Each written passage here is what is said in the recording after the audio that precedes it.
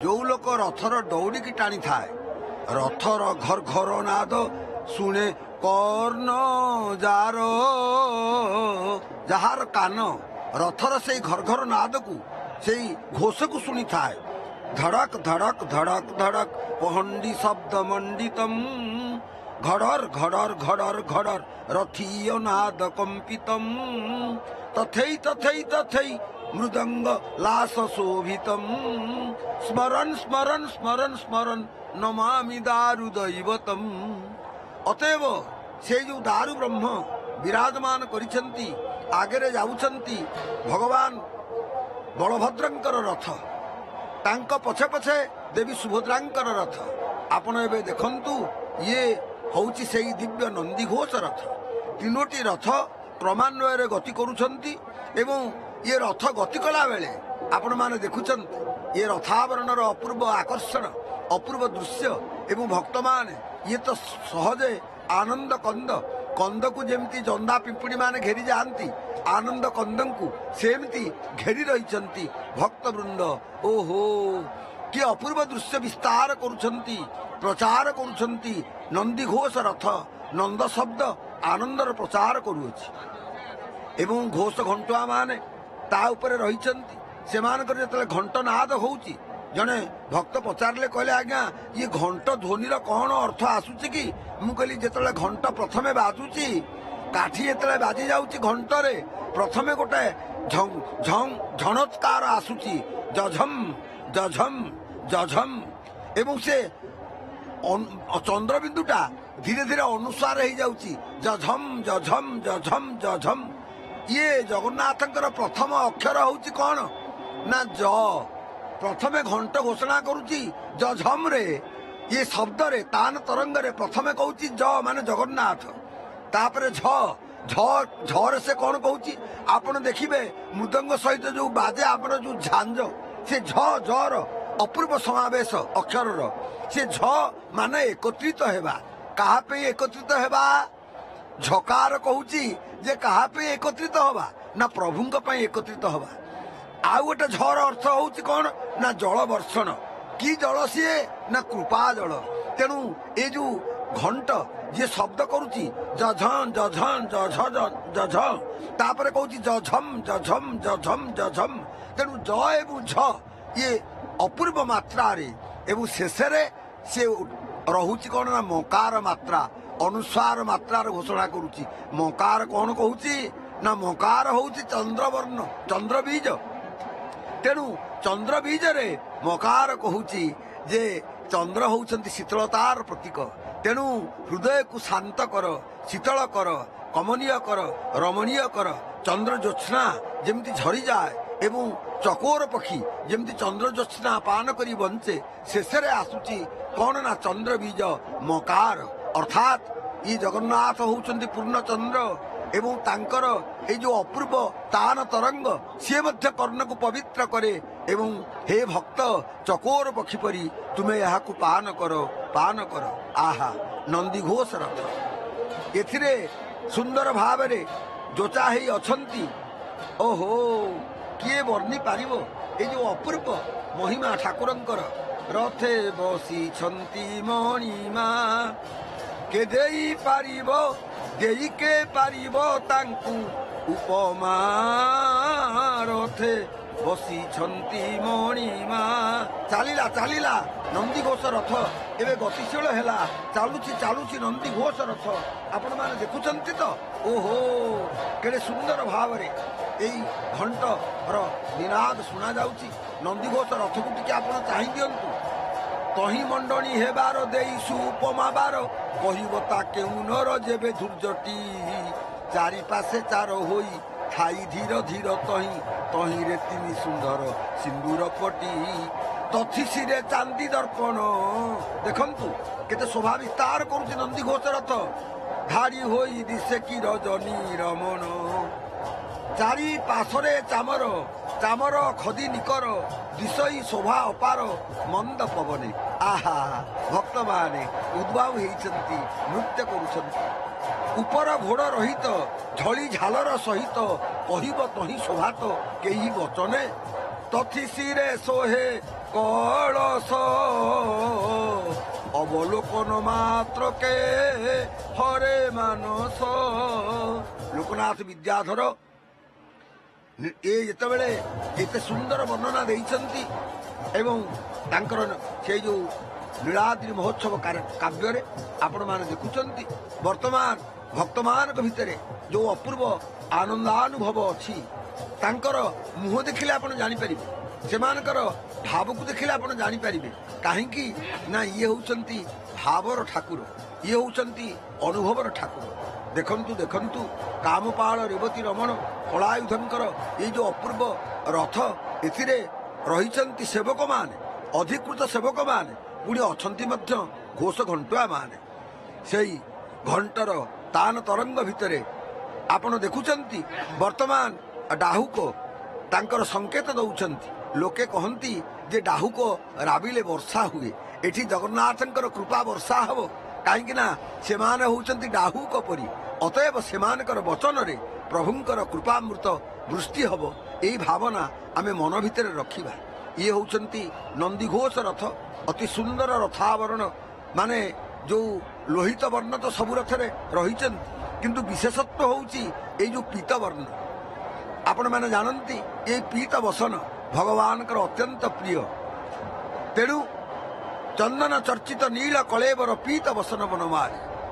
ଆପଣ ଦେଖୁଛନ୍ତି ଇଏ ହଉଛନ୍ତି ଦେବୀ ଭଗବତୀ ମା ସୁଭଦ୍ରା, ଏବଂ ଯାହାଙ୍କ ପାଇଁ ସମଗ୍ର ଆର୍ଯ୍ୟାବର୍ତ୍ତ ଏଇ ଦେବୀ ମହିମାର ଘୋଷଣା କରିଛି। ଏବଂ ଶ୍ରୀ ଶ୍ରୀ ମାର୍କଣ୍ଡେୟ ତାଙ୍କର ଯୋଉ ମାର୍କଣ୍ଡେୟ ମନୀଷୀ ମହର୍ଷି ମାର୍କଣ୍ଡେୟ ତାଙ୍କର ମାର୍କଣ୍ଡେୟ ପୁରାଣ ଅନ୍ତର୍ଗତ ଶ୍ରୀ ଶ୍ରୀ ଚଣ୍ଡୀରେ ଯାହାଙ୍କର ଅପୂର୍ବ ଯଶକୁ, କଥାକୁ, ଗାଥାକୁ ଗାଇ ଯାଇଛନ୍ତି। କିଏ ବର୍ଣ୍ଣି ପାରିବ ଭାଷାରେ ଏ ଦେବୀଙ୍କର ମହିମା? ନାନା ଭୂଷଣ ଭୂଷିତାମ୍ ସୁମନସାମ୍ ଆନନ୍ଦ କଲ୍ଲୋଳିନୀ ଫୁଲେନ୍ଦିବର ନୀଳ ଲୋଳ ନୟନାମ୍ ଶ୍ରୀରାମ କୃଷ୍ଣାନୁଜାମ୍ ସର୍ବାଭୀଷ୍ଟ ଫଳ ପ୍ରଦାନ ନିରତାମ୍ ତ୍ରୈଲୋକ୍ୟ ସମ୍ମୋହିନୀ ଦେବେଶୀମ୍ ଭବ ଦୁଃଖ ଦାହ ସମନି ଦେବୀମ୍ ସୁଭଦ୍ରାମ୍ ଭଜେ। ଏବେ ଆପଣ ଦେଖୁଛନ୍ତି କାମପାଳ ରେବତୀ ରମଣ କଳାୟୁଧଙ୍କର ସୁନ୍ଦର ଅପୂର୍ବ ଯୋଉ ରଥ, ତାର ଅଶ୍ୱମାନେ ପ୍ରସ୍ତୁତ ରହିଛନ୍ତି ଏବଂ ସେମାନେ ରଥକୁ ବାହି ନେବା ପାଇଁ ସବୁ ମତେ ପ୍ରୟାସ କରୁଛନ୍ତି। ଆମେ ଓହୋ ହରିବୋଲ ଦିଅ ହୋ ଭକ୍ତେ, ହରିବୋଲ ଦିଅ ବୋଲ ବଳଭଦ୍ର ଭଗବାନ କି ଜୟ। ତେଣୁ ଶ୍ରୀମତ୍ ପଙ୍କଜ ବିସ୍ତରୋ ହରିହରୌ ବାୟୁର୍ମହେନ୍ଦ୍ର ନଳଃ ଚନ୍ଦ୍ରୋ ଭାସ୍କର ଦୀପ୍ତପାଳ ବରୁଣ ଧର୍ମାଧିପାଳା ଗ୍ରହାଃ ପ୍ରଦ୍ୟୁମ୍ନୋ ନଳକୂବରୌ ସୁରଗଜ ଚିନ୍ତାମଣି କୌସ୍ତୁଭଃ ସ୍ୱାମୀ ଶକ୍ତିଧର ସ୍ଥଲାଙ୍ଗଳଧର କୁର୍ବନ୍ତୁ ତେ ମଙ୍ଗଳମ୍। ସେଇ ବଳଭଦ୍ର ଭଗବାନ ସମସ୍ତ ଭକ୍ତମାନଙ୍କର ମଙ୍ଗଳ ବିଧାନ କରନ୍ତୁ। ଏବଂ ଆପଣ ଦେଖୁଛନ୍ତି ଚକ୍ଷୁ ପଲକ ପତନ ମାତ୍ରେ ଦେବୀ ଭଗବତୀଙ୍କର ଏଇ ଯୋଉ ସୁନ୍ଦର ରଥ, ସିଏ ମଧ୍ୟ ଆମର ନୟନକୁ ଆକୃଷ୍ଟ କରୁଛି। ଏବଂ ଏଇ ଯୋଉ ଦେବୀ ଭଗବତୀଙ୍କର ଏଇ ଯୋଉ ସୁନ୍ଦର ରଥ, ଇଏ ରଥର ଅପୂର୍ବ ମହିମା ରହିଛି। ଆପଣମାନେ ଜାଣନ୍ତି ଇଏ ହଉଛନ୍ତି ଦେବୀଙ୍କର ରଥ, ଏବଂ ଏ ଯୋଉ ଦେବୀ ଇଏ ମାନେ ଅନନ୍ତ ବୀର୍ଯ୍ୟ ସମ୍ପନ୍ନା ଅଟନ୍ତି। ତେଣୁ ଦେବୀ ପ୍ରପନ୍ନାର୍ତି ହରେ ପ୍ରସିଦ୍ଧ ପ୍ରସିଦ୍ଧ ମାତର ଜଗତୋଖିଳସ୍ୟ ପ୍ରସିଦ୍ଧ ବିଶ୍ୱେଶ୍ୱରୀ ପାହି ବିଶ୍ୱମ୍ ତ୍ୱମୀଶ୍ୱରୀ ଦେବୀ ଚରାଚରସ୍ୟ। ଏବଂ ଖାଲି ସେତିକି ନୁହଁ, ତ୍ୱମ୍ ବୈଷ୍ଣବୀ ଶକ୍ତିର ଅନନ୍ତ ବିଦ୍ୟା। ଇଏ ହଉଛନ୍ତି ସାକ୍ଷାତ ମହାବୈଷ୍ଣବୀ।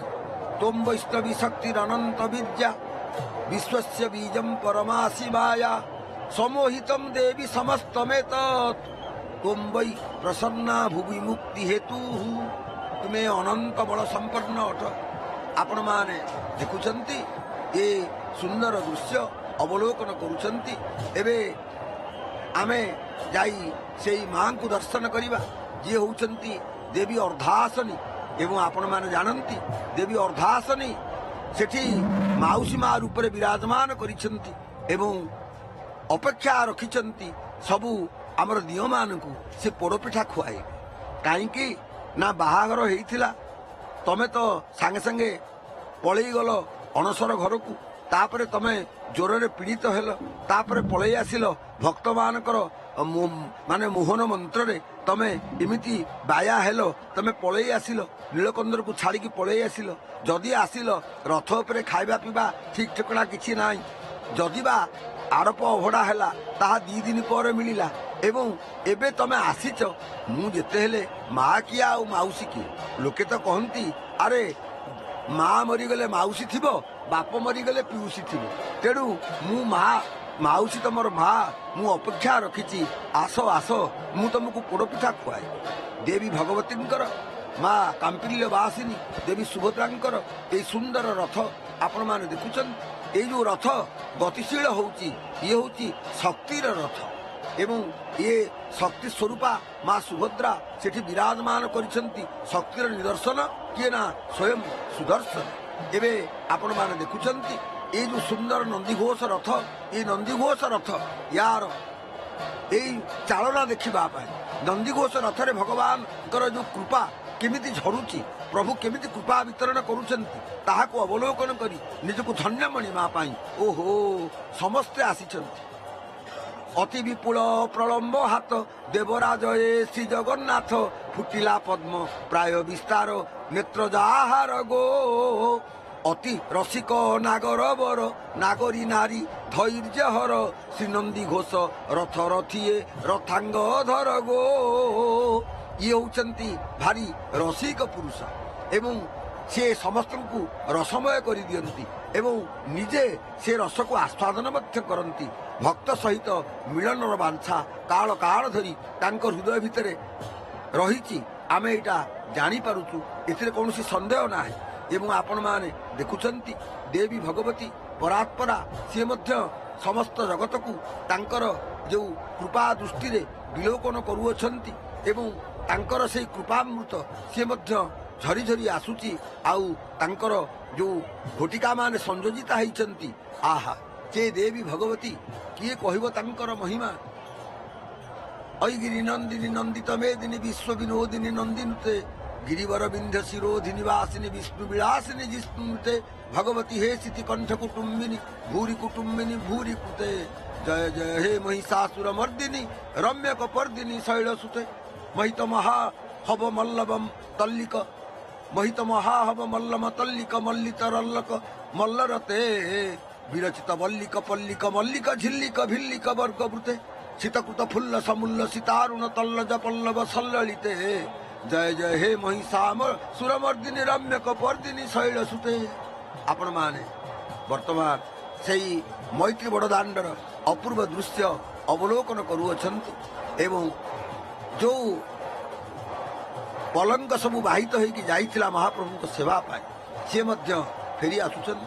ଆଉ ଅନେକ ସର୍ପା ମନୋହିରେ ଅନେକ ପନ୍ତି ଭୋଗ ଯେମିତି ପ୍ରଦାନ କରାଯାଏ ମହାପ୍ରଭୁଙ୍କୁ, ବା ଯିଏ ଯାହା ମାନସିକ କରି ଭୋଗରାଗ କରନ୍ତି, ତାହା ମଧ୍ୟ ଆମେ ଲକ୍ଷ୍ୟ କରୁଛୁ। ଏବଂ ଭକ୍ତମାନେ ଉତ୍କଣ୍ଠାର ସହିତ ଅପେକ୍ଷା ରଖିଛନ୍ତି, ଏବଂ ସେଇଠି ଅପେକ୍ଷା ରଖିଛନ୍ତି ଦେବୀ ଭଗବତୀ, ଯାହାଙ୍କୁ ଆମେ କହୁଛୁ ମାଉସୀ ମା, କିନ୍ତୁ ପ୍ରକୃତରେ ତାଙ୍କର ନାମ ହେଉଛି ଅର୍ଦ୍ଧାସନୀ ଏବଂ ଅର୍ଦ୍ଧ ଶୋଷିଣୀ ନାମ ତାର। ଏଇ ଯେଉଁ ଦେବୀ ଅର୍ଦ୍ଧାସନୀ ସ୍କନ୍ଦ ପୁରାଣରେ ଯାହାଙ୍କର ବର୍ଣ୍ଣନା, ଯେଉଁ ଅଷ୍ଟଶକ୍ତି, ଯେଉଁ ଅଷ୍ଟଚଣ୍ଡିକା ଶ୍ରୀକ୍ଷେତ୍ରକୁ ରକ୍ଷା କରୁଛନ୍ତି, ତନ୍ମଧ୍ୟରେ ସେ ଅନ୍ୟତମା ଅଟନ୍ତି।